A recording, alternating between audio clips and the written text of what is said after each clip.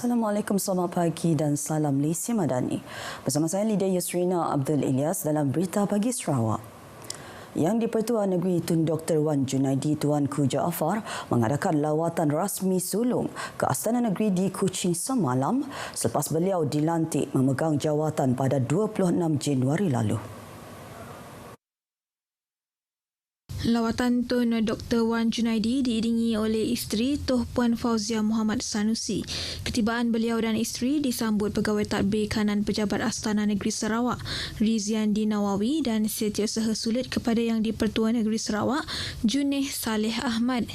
Tun Dr. Wan Junaidi diperkenalkan dengan para kaki tangan Astana Negeri sebelum diberikan taklimat mengenai tugas beliau oleh Junih di pejabatnya. Yang di-Pertuan Negeri turut diberikan taklimat oleh Riziandi mengenai kemajuan kerja-kerja pengubahsuaian Astana Negeri.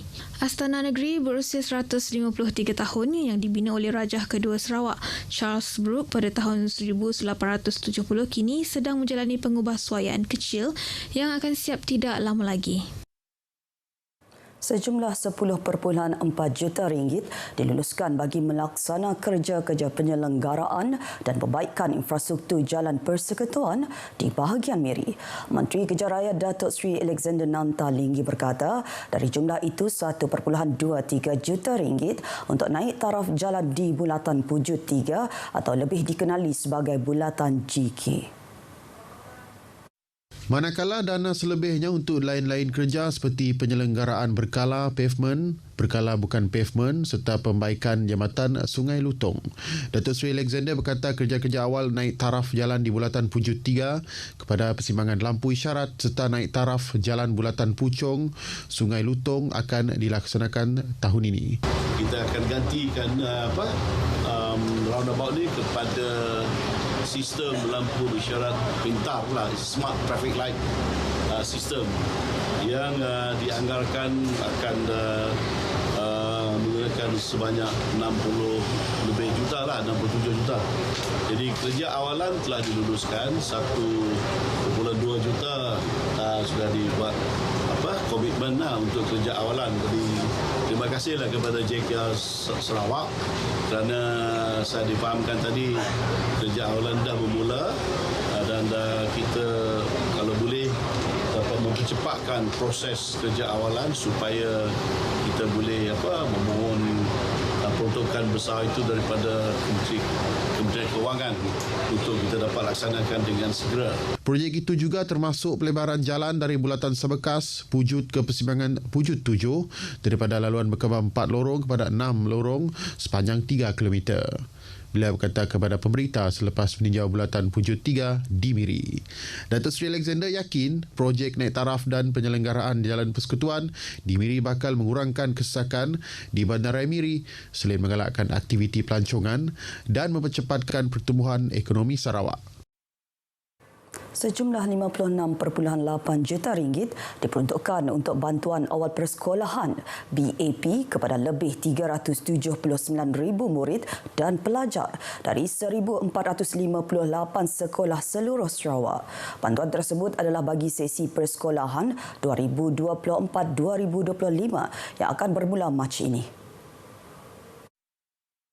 Menteri Pendidikan, Inovasi dan Pembangunan Bakat Datuk Seri Roland Sagah-Wiin berkata bantuan RM150 untuk setiap murid dan pelajar akan disalur melalui Pejabat Pendidikan daerah masing-masing. Pemberian bantuan secara sekali bayar oleh Kementerian Pendidikan Malaysia sejak tahun 2012 itu adalah bagi meringankan beban ibu bapa dan penjaga dalam membuat persiapan persekolahan anak-anak mereka. Inisiatif itu pula diberikan kepada semua murid tanpa terhad kepada golongan tertentu serta tidak mengambil kira had pendapatan ibu bapa. Beliau berucap pada majlis penyerahan cek curah BAP peringkat negeri Sarawak yang berlangsung di Sekolah Kebangsaan St. Peter Simpok, Pedawan dekat Kuching. Orang ramai diingatkan supaya tidak menyebar dan membuat spekulasi berkaitan isu tular iaitu kes membawa keluar bekas yang di-Pertuan Negeri Sarawak Tun Pehin Sri Abdul Taib Mahmud dari sebuah hospital. Pesuruhjaya Polis Sarawak Datuk Man Chata menegaskan tindakan menyebarkan maklumat palsu boleh diambil di bawah Seksyen 500 Kanun Keseksaan iaitu kesalahan fitnah. Selain itu, tindakan juga boleh diambil di bawah Seksyen 233 Akta Komunikasi dan Multimedia 1998 iaitu penggunaan tidak wajar kemudahan perkhidmatan berangkaian dan lain-lain. Katanya pihak polis telah terkesan satu hantaran tular membabitkan tun pensri type yang dimuat naik di media sosial. Beliau menyatakan demikian dalam satu kenyataan media. Dalam pada itu, Datuk Manca mengesahkan pihaknya telah menerima laporan polis berkenaan isu terbabit. Kes sedang disiasat di bawah Seksyen 336 Kanun Keseksaan. Kementerian Perdagangan Dalam Negeri dan Kos Sarawak Hidup KPDN Cawangan Bintulu menyita 6,000 liter minyak diesel bernilai RM28,900 melalui optiris yang dijalankan di kawasan Kuala Segan Bintulu Sabtu lepas.